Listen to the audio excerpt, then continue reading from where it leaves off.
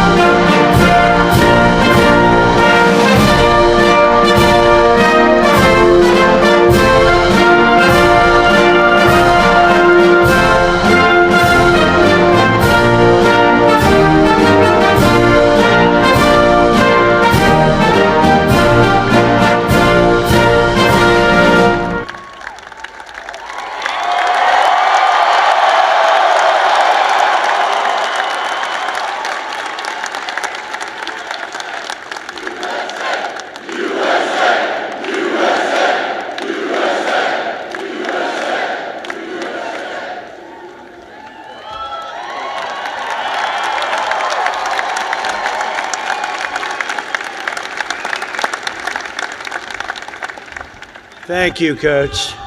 Wow, what a nice-looking group this is. What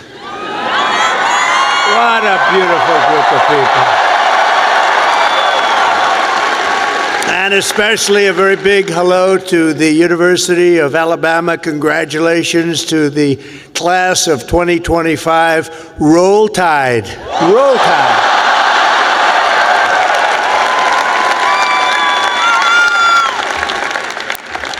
There are things that happen in life that are very important, and you always remember where you were when they happened.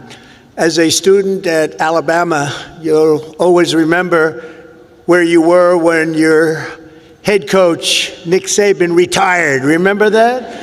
Because he's done such a fantastic job. The last time I was here, and that's true with Nick, what a great coach. Let's bring him back. No, you have a good coach right now, though. You have a good coach right now. He was great. But the last time I was here, the Crimson Tide beat the Georgia Bulldogs 41 to 34. I was here, I got to watch it. That was some game. Today it's my pleasure to return to this campus as the first president ever to deliver the keynote commencement address to this truly great American university. It's a great school.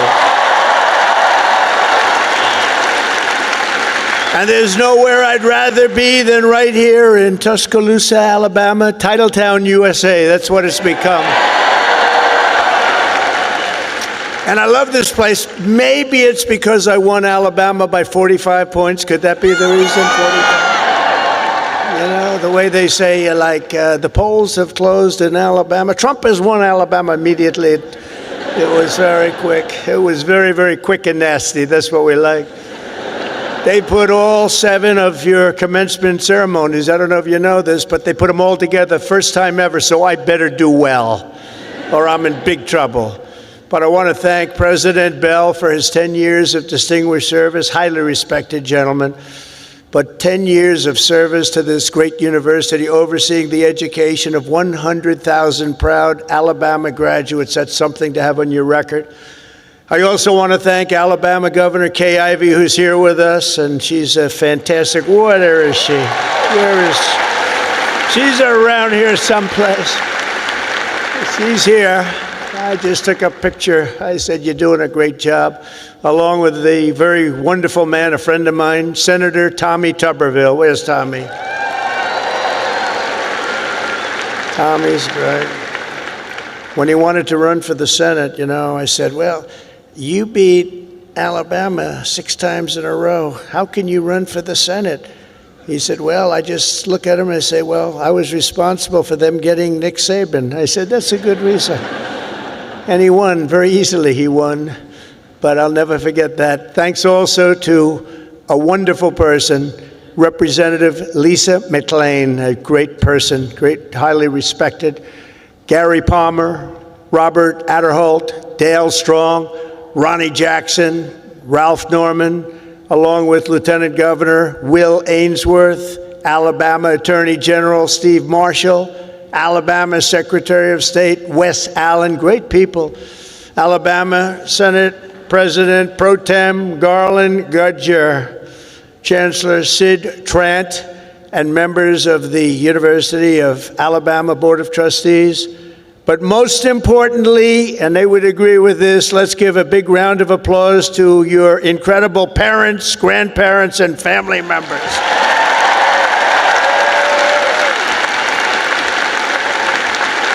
Because they made this wonderful day possible.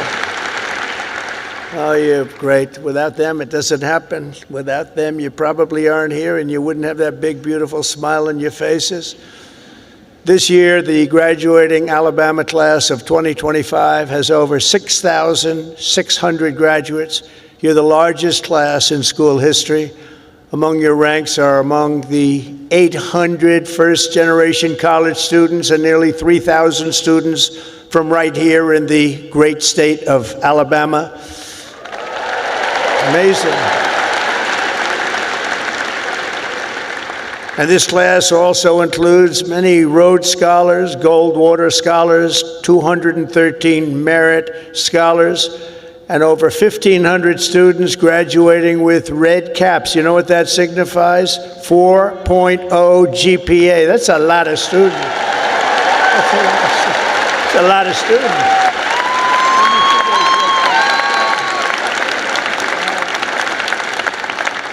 That's pretty good. I know who I'd pick. I'd look for a red cap. I say, I want you to work for the beautiful Trump administration, this lovely administration. In addition, the class of 2025 has nearly 130 active duty service members, veterans, and members of the University of Alabama, ROTC. Thank you very much. Thank you. Everywhere you look, you can see the fierce spirit of this school, but nowhere more clearly than in your world-class athletics. There's nothing like it. Probably there's no school like it. That's why I would like to recognize the 11 graduating seniors on the University of Alabama football team. Where may they be? Where are they? You just have to look, and they're about a foot taller than everybody else. Oh, great. Thank you very much. Congratulations. Great season. Thank you. Thank you. Great season. There is something truly special about the players, coaches, and the fans who pack the stands at Bryant-Denny Stadium and proudly sing Dixieland Delight. We like that. Alabama has changed college football forever and inscribed into the history books the names of Bear Bryant, Joe Namath, 4 Heisman Trophy winners, and of course, the great Nick Saban.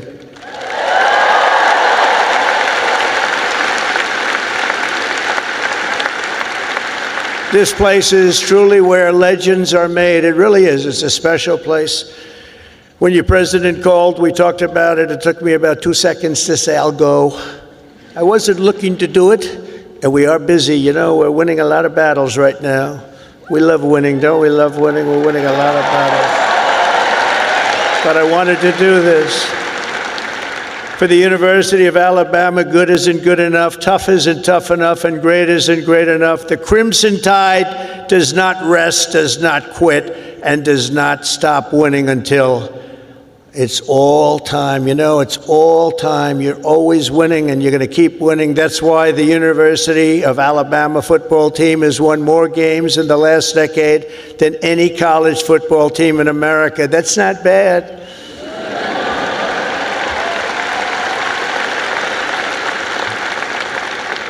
And it's why last fall you beat Auburn for the 5th year in a row. That's not bad. That's not bad. The University of Alabama has a brand, and that brand is winning. That brand is winning. Great school. Last year, the Crimson Chaos watched the Tide Hoops make it to the Final Four for the first time ever. And this year, you built on your incredible record and returned to the Elite Eight. So not only is Alabama a great football school, it's now one of the nation's best basketball schools, and congratulations.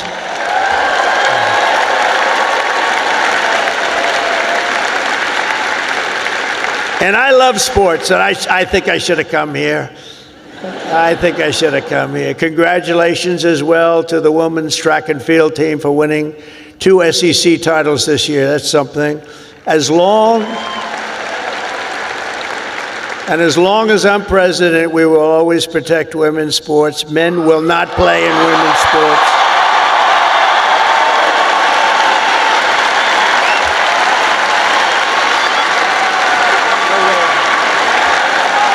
No way. They say that's an 80-20 issue. No, it's a 97-3 issue, I think.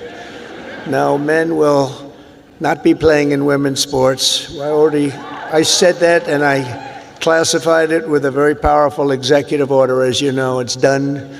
The class of 2025 was the first to enter the halls of this university in the aftermath of COVID-19. Following a difficult senior year of high school, many of you came here to Tuscaloosa from around the country, and for the very first time, you experienced something called freedom. You had freedom. So let's give a big round of applause to the leaders of this state who chose liberty over lockdowns. They did a good job.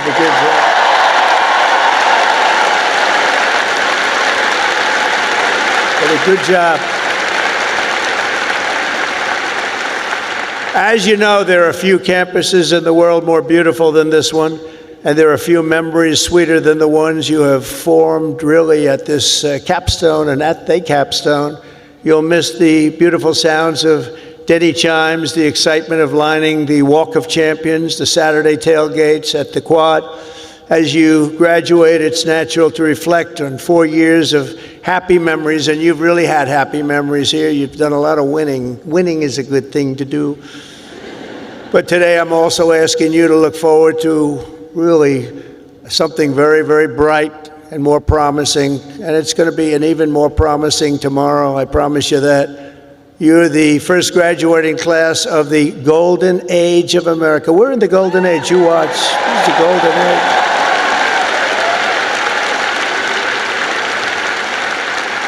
This is the golden age. We've done things that nobody thought possible. 100 days yesterday, 100 days, and we've done things that nobody thought even possible. Like many generations before you, you're graduating at an exciting time for our nation, a period of both extraordinary change and incredible potential and what will be unbelievable growth. You're going to see that very soon. You're going to see it starting very, very soon.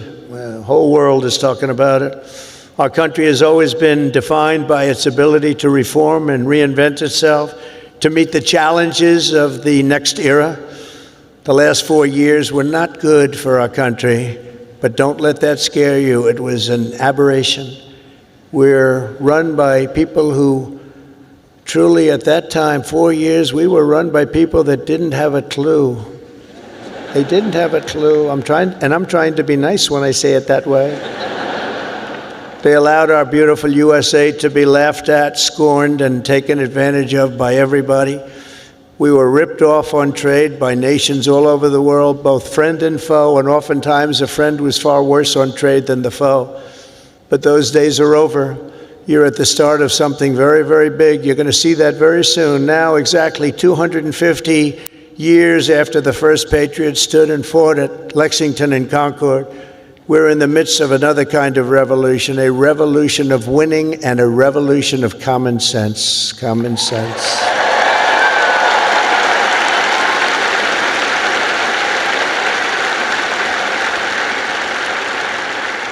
Everywhere you look, broken systems, corrupt institutions, and tired dogmas are being swept away by the tide of history.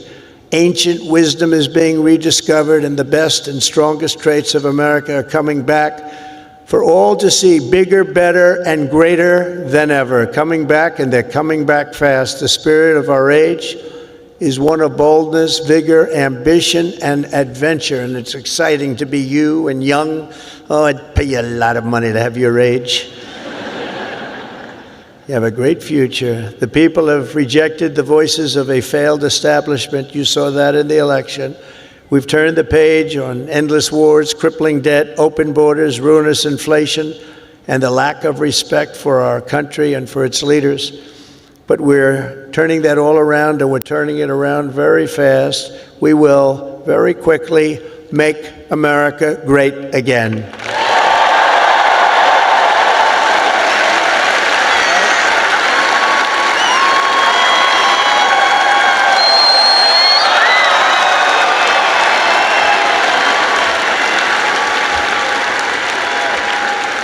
This week, we're celebrating the most successful first 100 days of any presidential administration in the history of our country, and we've been given a lot of credit for that, but 100 days does not a full term make.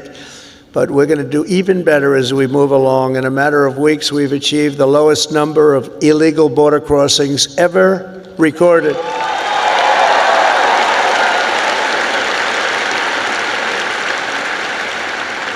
And you've seen it, hundreds of thousands of people pouring into our country from prisons, from mental institutions, from gangs, and all over the world, not just in South America. You'd see hundreds of thousands of people pour across in one day. You know what we had just recently? Three.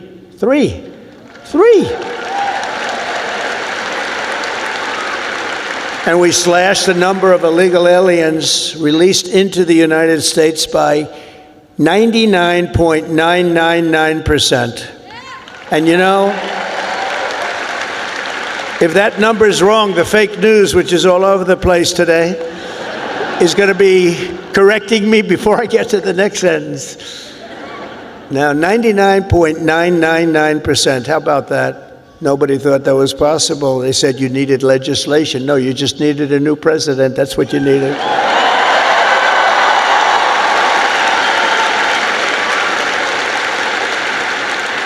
But despite the tremendous success, as you've been reading, the courts are trying to stop me from doing the job that I was elected to do. We won by millions of votes. We won all 7 swing states, 7 out of 7. We won 312 electoral college votes. They said, 270 would be great. We won 312, and 2,750 counties versus 525 counties throughout the nation. That's why when you look at a map, it's all red. It's all red. Every inch of it is red, a little couple of blue dots. But they have to let us do the job that the voters want us to do. Judges are interfering, supposedly based on due process, but how can you give due process to people who came into our country illegally? They want to give them due process. I don't know. We've created 350,000 new jobs and brought core inflation down to its lowest level in many, many years. Energy is down. Look at your cost of energy, way down. Groceries are down. Even eggs are down. Remember I came in, I was here a week and they started screaming at me, the fake news, egg prices have doubled. I said, I just got here. I've been here for 4 days. I said, tell me about egg prices. They've doubled. Well, they didn't double under me. I just got there and we did a great job. We brought down the cost of eggs. In fact, they said you won't have eggs for Easter. We have a big Easter egg hunt at the White House. You saw it just take place. And they thought we should order thousands of plastic eggs. Plastic. I said, no, we'll do it. And we straightened out the egg situation very quickly. Our great Secretary of Agriculture did a fantastic job, and we had so many eggs we didn't know what the hell to do with them. And prices of eggs have gone down 87% since I took office. That's something, right?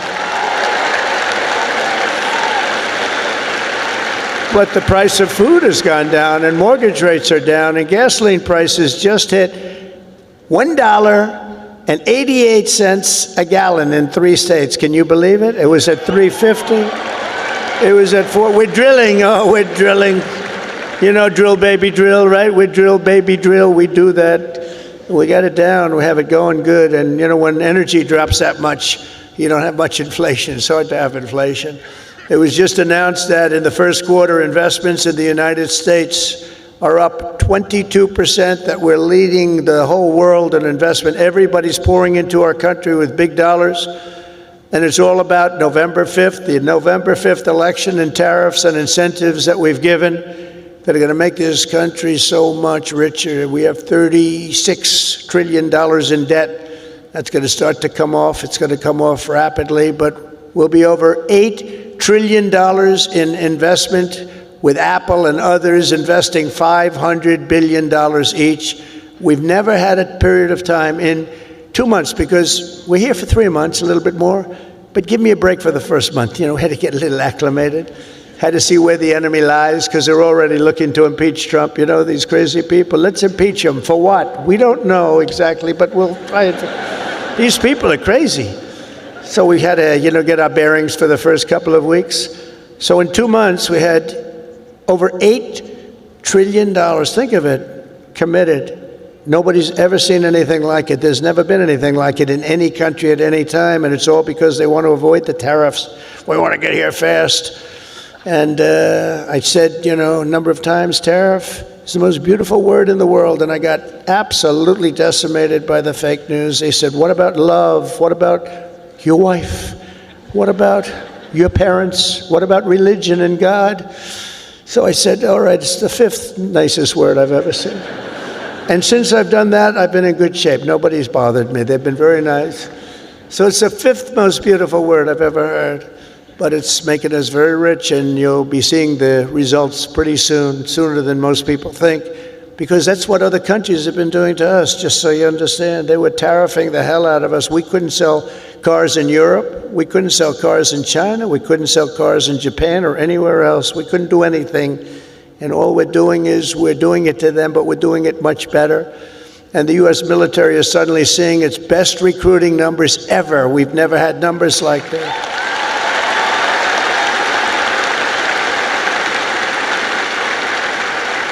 We now have waiting lists because there is such incredible spirit in our country. There's a great spirit. And just think, 6 months ago, and you remember, and it was embarrassing, before the election, 6 months ago, we were hearing and reading that numbers of those joining our military were at the worst levels ever. We've never had anything like it, right? You remember that?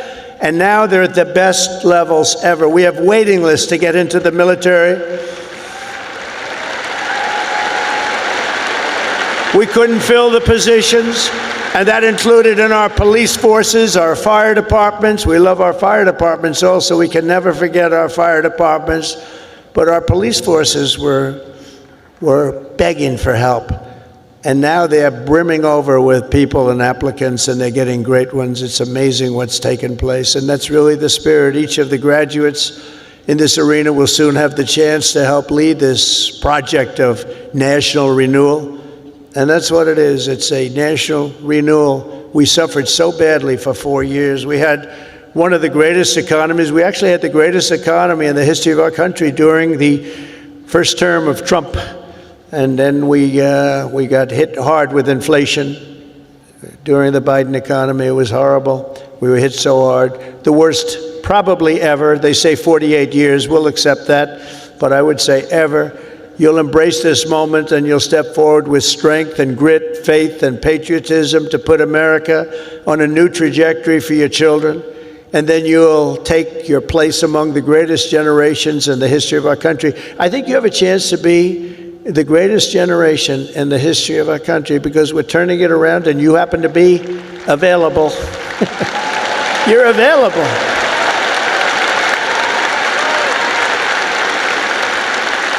That's a good time to be available.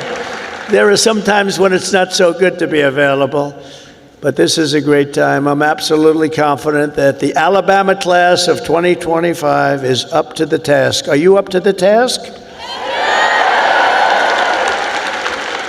You learned a lot about winning here at Alabama, and now we need you to help win for America. For the business majors here today, I challenge you not merely to use your talents for financial speculation, but to apply your great skills that you've learned and had to forging the steel and pouring the concrete of new American factories, plants, shipyards, and even cities which are going up all over our country. Don't just build a strong portfolio, build a very, very strong America, and you're going to do that.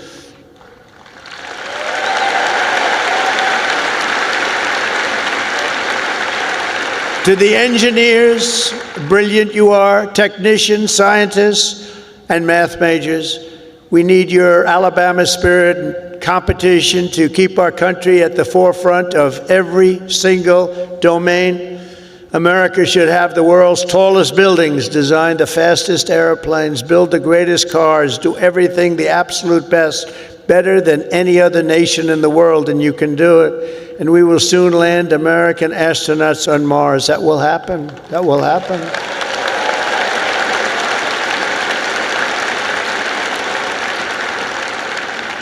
In every field you have studied, there are problems to be solved and breakthroughs to be made. To the journalism majors, of which I've had a lot of problems with. So I must be honest, I'm not sure I like them. No, I do. But you're really leading a very thing, because we need a great and free press. We need a brilliant press. They're like a watchkeeper. They're very important, and you can go out and take it down a new track, help save the country. So important. Your task is so important, and it's to build a media that Americans can trust. And remember, the people of this country, they know the truth when they hear it. That's why the ratings, the approval numbers of the media are so low. We need those ratings to be 100%. We have to be able to trust our media. I say you have to have that. You need strong borders, and you need really free, fair, clean elections. You need those things, but the media is a big part of it. In the world of health and medicine, there is an exciting new movement to get poisons out of our food supply, keep toxins out of our government.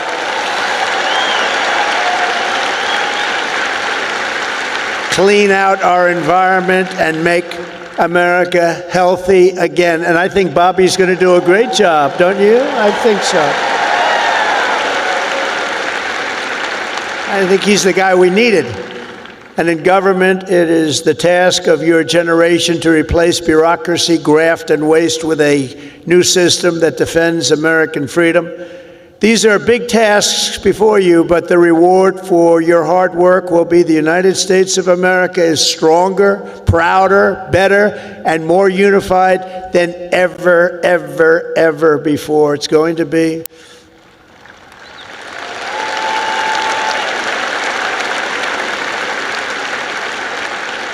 As you embark on this great adventure, let me share some of the biggest lessons I've learned from a lifetime spent building dreams and beating the odds. I beat a lot of odds. A lot of odds. A lot of people said, I don't know. But it worked out okay. Where are we? Oh, gee, I'm president. How did that happen? Now, you're going to be in the same position. But some of the, would you like to hear some of the ideas, or should I just skip over that part, huh? That's going to be more interesting than all the other stuff, which was slightly political, right? I'm going to give it to you, though, just as I see it and as I've learned it, the hard way and the easy way. First, if you're here today and think that you're too young to do something great, let me tell you that you are wrong. You're not too young. You can have great success at a very young age. You're all very young.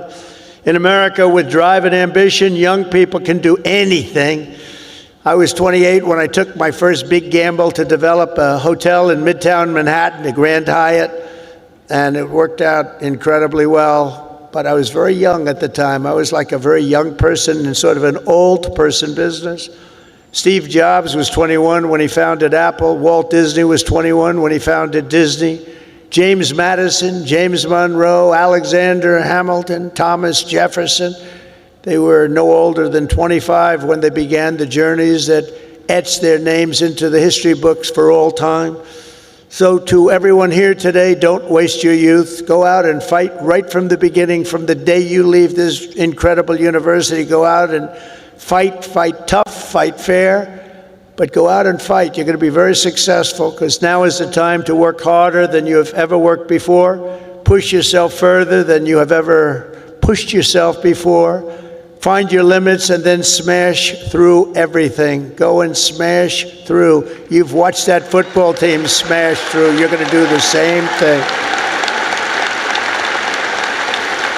You're at the age when you have the time and vitality to do really incredible things. If you just give it your all. You'll look back, and a decade from now, you'll be astounded by what you've achieved. You'll remember this day. You'll remember when the guy named Trump was giving the commencement address, and he said I could do it, and guess what? I did. I think you're going to remember that very fondly. I hope so.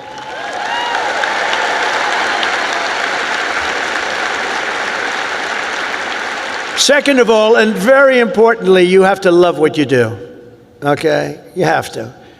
I rarely see somebody that's successful that doesn't love what he or she does. That's way you really like work isn't work. It's fun.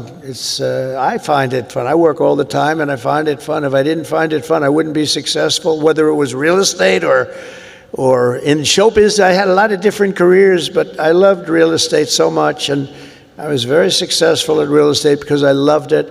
I learned a lot from my father because I watched him work. He worked he was a workaholic. He loved to work. He's a good man. He was a tough guy, tough as hell, actually. Now that I think back, I don't know if you could even get away with that nowadays. He was tough, but he was a good man, I'll tell you. And he worked 7 days a week. He worked Saturdays, Sundays, it didn't matter. And I learned by watching him, he loved his life. He loved what he was doing. He had a great long-term marriage, a long, many years. He beat me on that one. No, mine are very successful, but they haven't lasted quite as long. It was close to 70 years. That was a long time. I said, Pop, you beat me on that one. But you know what I learned from him? That he loved life, and all he did was work. I see people that don't work hard and they're miserable. So go out and find, but he loved what he was doing. And you have to find something that you love, and you have to follow your own instincts. Listen to your parents, they're very wise, but you have to follow your instincts and your heart, your soul, and you want to be the very best you can be. Treat every day like a home game against Auburn. Fight like hell and enjoy doing it, and your coach can tell you all about that. Third thing is to think big. You know, you're going to do something, you might as well think big, because it's just as tough. You can think small. I know a lot of people, they thought small. They're very smart. I know others that weren't nearly as smart, but they had a better picture of the big picture, because it's just as hard to solve a small problem as a big problem, and it's just as much energy and everything else, except the result is going to be a smaller one. So love what you do, but think big if it's possible. Now, if it's not possible, that's okay too. You do something, you have to do something that you love. You will have all the same headaches and challenges, all the same delays and setbacks, so you might as well do something that's just amazing. America doesn't aim small, Alabama doesn't aim small, and neither do you. So think big when possible, think big. Fourth is work hard. Work hard. Never, ever stop.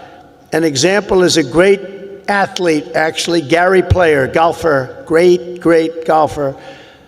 He wasn't as big as other men. He was actually on the small side. Don't tell him that. Friend of mine, don't tell him that, because he doesn't understand that. But he worked very hard. He made up for it. He never stopped. He won 168 golf tournaments. Think of that, 100. I said, Gary, you're winning like every weekend. Do you ever choke or anything? I don't know what choke means.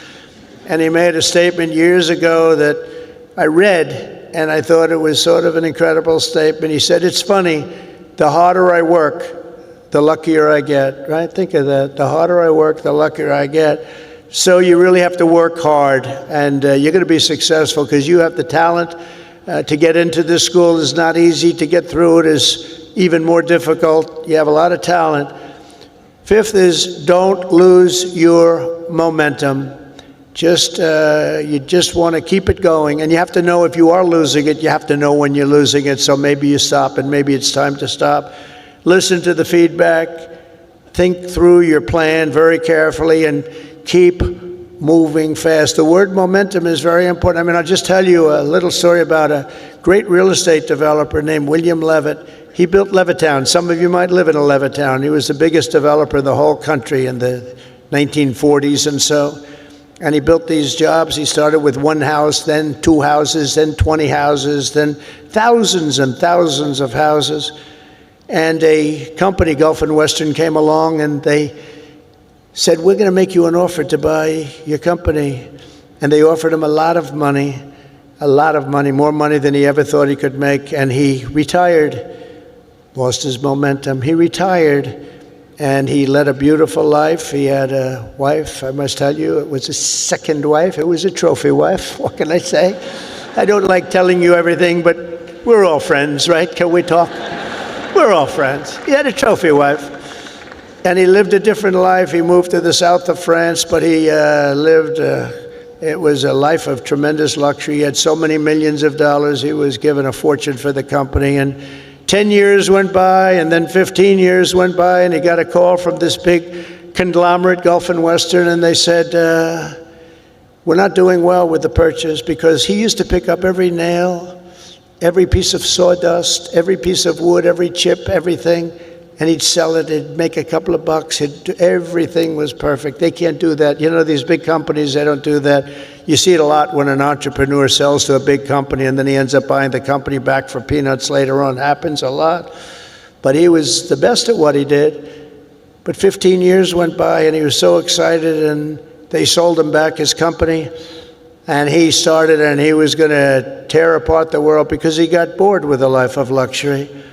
And he started building and building and building, and the markets turned on him, and he went bad. He lost everything, and he went bankrupt, absolutely bankrupt.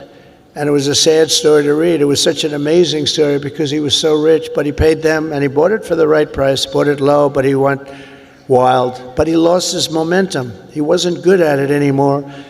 And he was at a party on Fifth Avenue, I'll never forget. And it was a party of a very, very powerful man who was having the party in a magnificent apartment overlooking the park. And I walked in, and there were 50 or so people. I recognized most of them, all the biggest business people in the world, actually.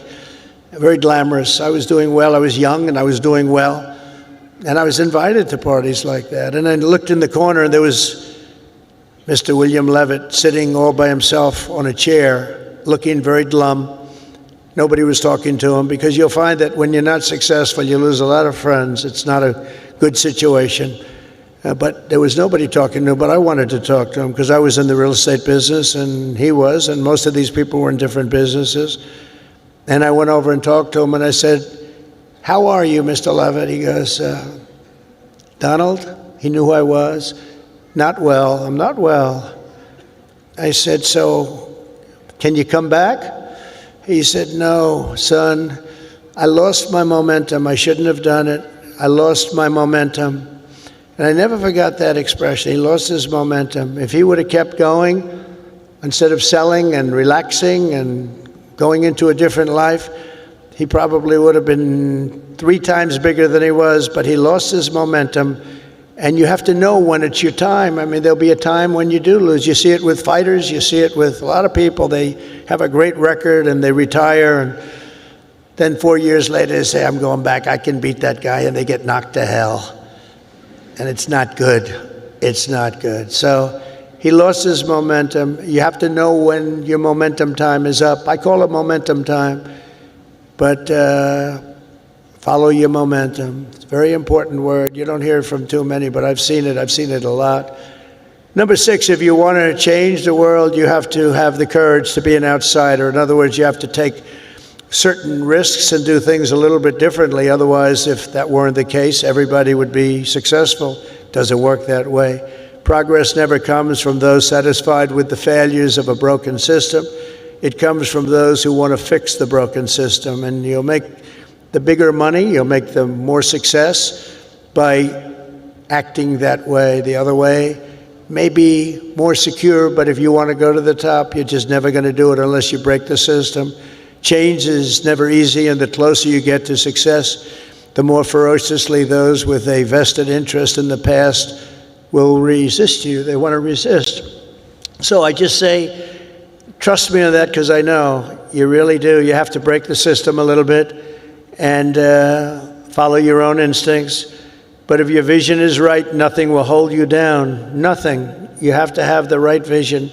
If you look at some of these internet people, I know so many of them. Elon is so terrific, but I know now all of them, you know, they all hated me in my first term, and now they're kissing my ass, you know? Do you know? It's true. All of them. It's true.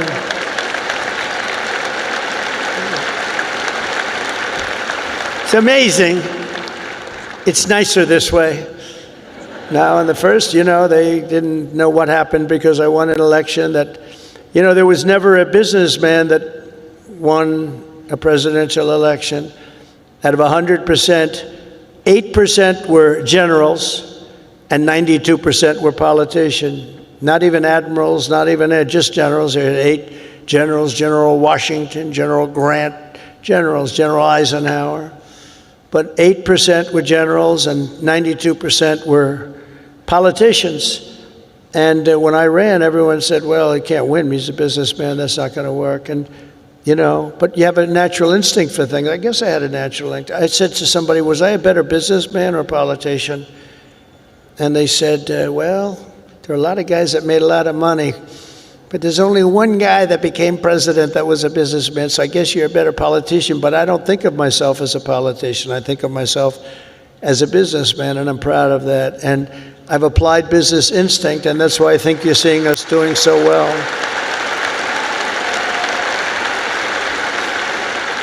So number 7 is to trust your instincts, common sense. You can go very far in life with common sense, and I applied that to politics because some of these things, like they had open borders.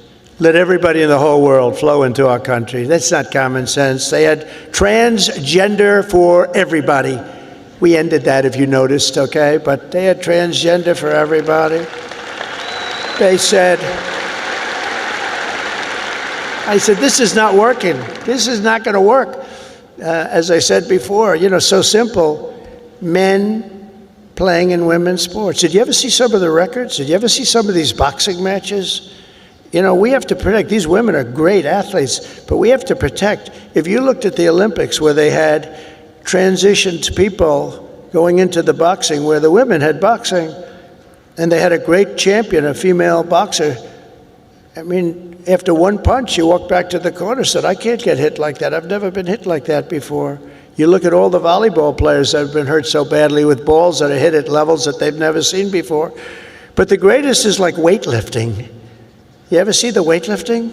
Where they have a record that wasn't broken in 18 years? And they have, should I imitate it? My wife gets very upset when I do this. She said, darling, it's not presidential. I said, yeah, but people like it. Should I do it or not? All right, I'm in trouble when I get home, but that's okay. What the hell? I've been in lots of trouble before. But no, you look at the weightlifting where 18 years it stands, and they have this young woman, and her parents are right where you are in the front row, and they're so proud of her, and it's like 209 pounds, and she's going to lift that. The record stood for 18, think of it, 18 years, and they put 1/8 of an ounce here, and 1/8 of an ounce here, little bit, and she's gonna do it. Mom, I love you. I'm gonna do it for you, Mom. And she goes, and she lifts, and she gets it. And, Mom, I'm gonna do it, Mom. Can't do it. And then a guy comes along, or a gal, or whatever. A transitioned person comes along. And he was a failed weightlifter as a man, but he comes along, 206 pounds. They put the little thing on, and he goes, boom, boom. And breaks the record like by 119 pounds. That's not right. The other one is the swimming. You've heard me talk about it. Great swimmers, and they rose to the top. Women swimmers, and they grew up together. And they're Olympic class swimmers, and they're qualifying for some big tournament. And now the race is getting ready to start, the big race, and one young lady, she was going to set the record. She fought all her life to set the record. She has to win it by 1/9 of a second. Think of that, 1/9. I don't like those odds, 1/9 of a second, right? But she looks to the left and she sees all the friends that she grew up with down in California, from all over the country. They're all the best swimmers. Then she looks to the right and she sees the same thing, but there's a person next to her who's a giant. And she looks and she, oh my God, who is that? I don't recognize that person. That was a person that transitioned, and he had the wingspan of Wilt the Stilt Chamberlain, if anybody knows Wilt. And as you know what happened, she was very, very badly injured in that meet. because he went by her so fast that she was windburned. They had to take her out. She got serious windburn. He flew back and forth, and she didn't know what, but she got the hell knocked out of her, knowing that I'm only kidding. She wasn't windburned. She was just beaten by a lot.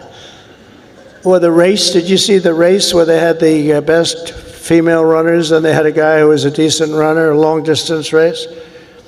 And he won by 5 hours and 19 seconds. You know, normally you win by like 12 seconds, 2 seconds, a quarter of a second. He won by 5 hours and 19 seconds. It's crazy. And you know, honestly, it's demeaning for women, very demeaning. These are great athletes. It's very demeaning, and we're going to protect women. We're going to protect women. We're going to protect everybody.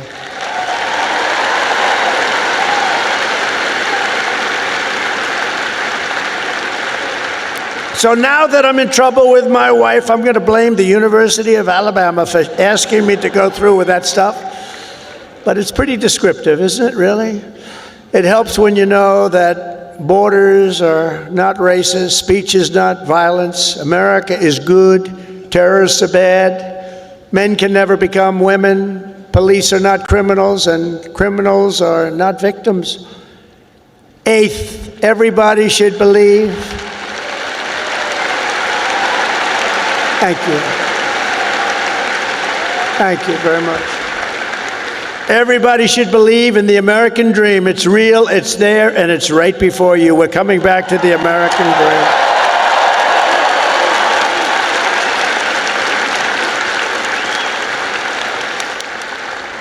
dream. Ninth, think of yourself as a winner. The power of positive thinking. Dr. Norman Vincent Peale, from many years ago, wrote a book, The Power of Positive Thinking, and there is a lot to it, the power of positive thinking. Don't consider yourself a victim, consider yourself a winner. In recent years, too many of our young people have really been taught to think of themselves as victims and blame people and be angry. Don't be angry. But in America, we reject that idea that anyone is born a victim. Our heroes are the ones who take charge of their own destiny, make their own luck, and determine their own fate despite the odds, despite all odds. That's what happens. They're given a little chance in many cases, very little chance of success, and they become the most successful people in the world. Whether you were born rich or poor, black or white, male or female in America, anyone can be a winner. And our whole country will be cheering you on, and I'll be at the front of the line cheering you on, especially because you come from this incredible university.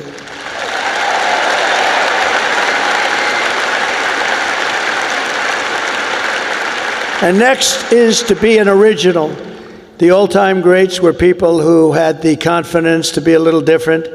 Teddy Roosevelt, Douglas MacArthur, George Patton, Amelia Earhart, Annie Oakley, Muhammad Ali, and so many others, far too many to name, lived their lives with pride, personality, and flair. God only created one of you. Remember that. God created one of you. You're all different. Some are close, but nobody is the same. You're one of a kind. So don't try to be someone else. Just be yourself. And finally, and most importantly, never, ever give up. Never give up.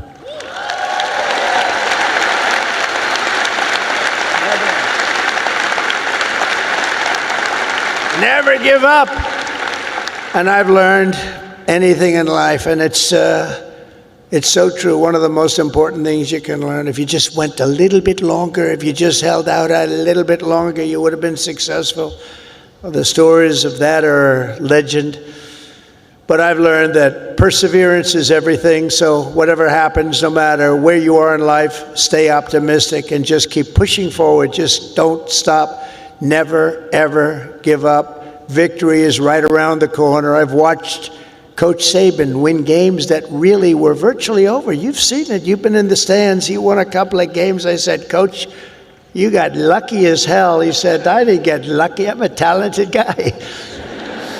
You know, those little touchdowns that come out of nothing. He's amazing. But he's a guy that doesn't quit and doesn't know what the word quit even means. He couldn't define it. He took victory out of the jaws of defeat, and you can do that too at every stage in my career. my enemies, of which there were many and probably are right now. I can think of a couple of people that don't like me too much right now. But they said that they have to do everything they can to keep me from winning, to keep me from making it. And I'm representing you, so I have to make it. I have big shoulders, but these are big shoulders. I have to win for you. I'm not winning for myself, I'm winning for you. Do you remember when they said that Donald Trump will never become president of the United States? Remember Barack Hussein Obama said that? Barack Hussein Obama, Donald Trump will never be president. Like 50 other politicians said that. Where are they now? Oh, let me see. Oh, there they are. Where are they now? But here I am standing before you as the 45th and 47th president.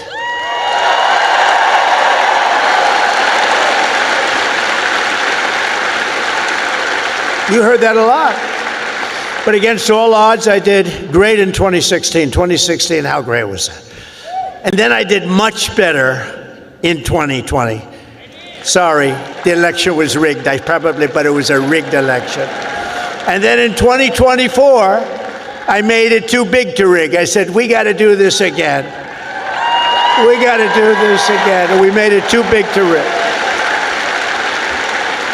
We made it. That was a great expression. I said, you got to go and vote. Even though I was leading big in the polls, I said, it doesn't matter. You got to make it too big to rig. And they did. They went out and they voted and voted and voted. And we won the whole thing.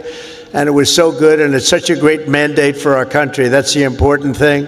So never let anyone tell you that something is impossible. Ever, ever, ever.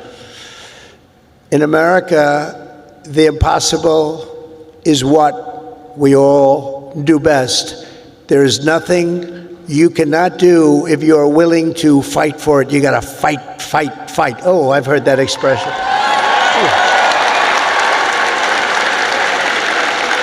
Funny. That's not here. That's not here on the actually, most of what I've said tonight is not on the teleprompter. That's all right. Isn't it nice to have a president that doesn't need a teleprompter and can sort of have a little fun? Because I feel that this is home. You know, it's been such a great state for me. I feel it's home. When they said Alabama, I said, that has a good ring to me. But it's something nice about somebody that doesn't need a teleprompter, isn't there? Huh? But for the past 4 years, you've lived in a state known for its fighters, its champions, and its warriors, and you've lived in the great state of Alabama, one of the greatest of them all, from Huntsville to Birmingham, from Montgomery to Mobile, and from right here in Tuscaloosa.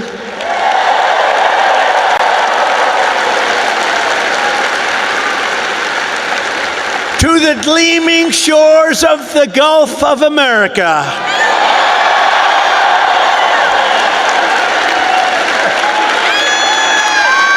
Gulf of America. That is a nice thing. Everybody loves it. I wouldn't say Mexico's thrilled, but you can't have them all. They're not thrilled. You continue the legacy of Alabama legends who blazed the trails, won the games, tilled the fields, forged the steels, built the ships, and gave us the victories that built America and changed the world. The entire world was changed by our victories. This is the state that gave us the might of the Iron City, the power of the Saturn V rocket, and the roaring engines of Talladega. Talladega. We love Talladega. We love Talladega.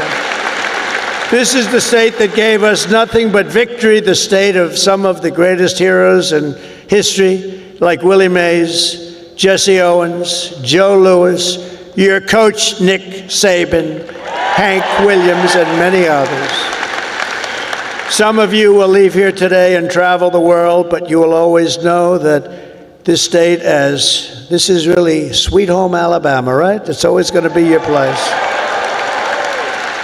I sort of feel that way myself, because from a political standpoint, it's just been, we connected from day one. From the first day I set my foot on this beautiful soil, I connected with Alabama.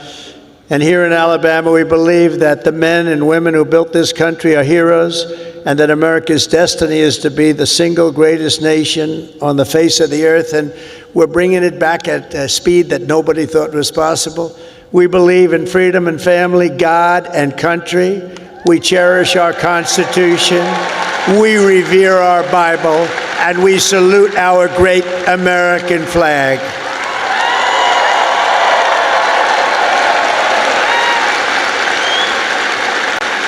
We honor our police, we respect our veterans, and we always stand for our one and only national anthem. We love our national anthem. We believe in strong parents, strong values, strong communities, and very strong borders. And we believe that the United States military is the greatest force for peace and justice the world has ever known. We have a great military. We just had people that didn't know how to lead it. We believe the South is beautiful, Alabama is great, and America is our home. We believe in the SEC and the USA.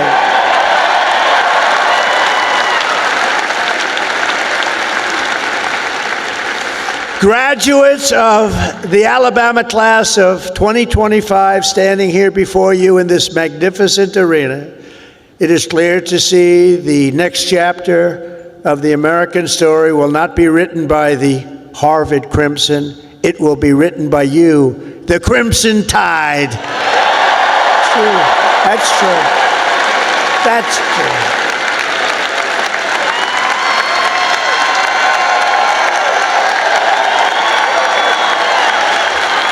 That's true. I thought that was rather clever. If you look at what's going on, they get their $5 billion a year. That is not going to be so forthcoming. Now, wasn't that a clever one, though? Huh? Who would think of that? Because this is Alabama, and at Alabama, you fight, and you win. That's what you know how to do. Congratulations to you all. Congratulations to this great class of champions. God bless you, and God bless America. Thank you all very much. Thank you.